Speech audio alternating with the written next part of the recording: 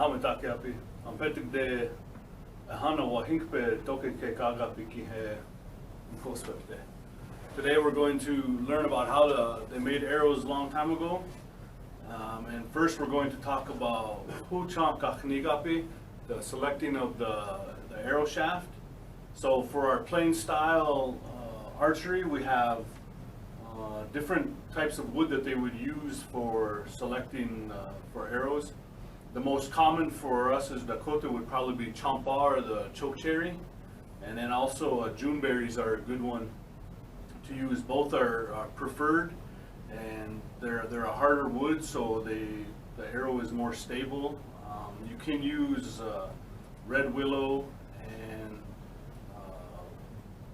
the wild rose hips, but the chokecherry and the juneberry are the most preferred, and probably juneberry is the best if you can get that. Chokecherry is more common and easier to come by. When you harvest the chokecherry especially, but really any type of wood like that, it's best to harvest it in the fall time, between fall and early spring. And the reason why is because the sap is down and you have less chance of the wood cracking. And we'll go over the length of the arrow shaft, how long you want it to be, and then we'll talk about when you actually go out and harvest them and cut and how long to make that. But first, I was taught 3 different ways to determine the length of your arrow shaft, and you can just come up with a measurement that you want.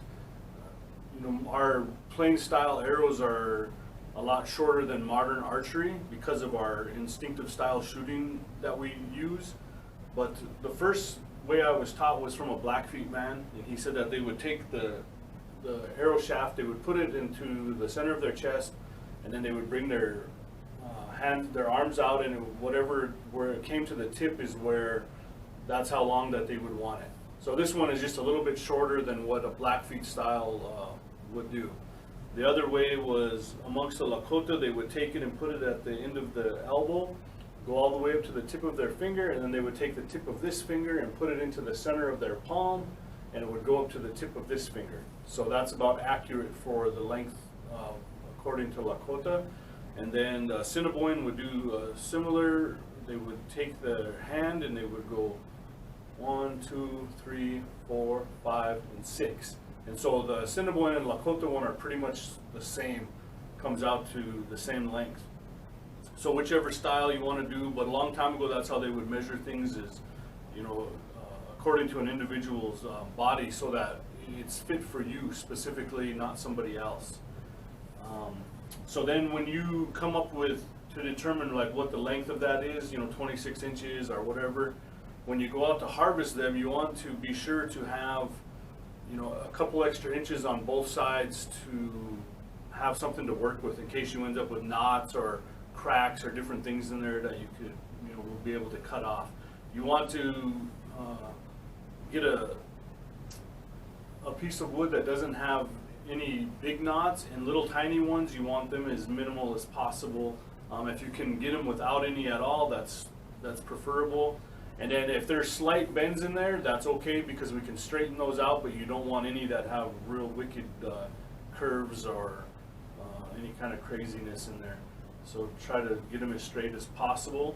And then after you cut them, if you're going to get like a bundle of them, then it's good to, like I said, keep the bark on them, and if you can, maybe seal the ends, but you don't have to, but it's good, and that just allows the wood to dry slower, and that's better for the wood to cure. But then to take them and straighten them the best you can by hand, and then take them and put them all into a bundle and wrap string around them, tie them together, and let them dry that way. Let them dry for, I would say, at least a couple months. So then when you're ready to prep the arrow shaft, you're going to go through, and if it's still a little bit not completely dry, you can use a pocket knife to take the bark off, and it's not too hard. But if it starts to become too dry, then you're going to use a file to start taking off the bark.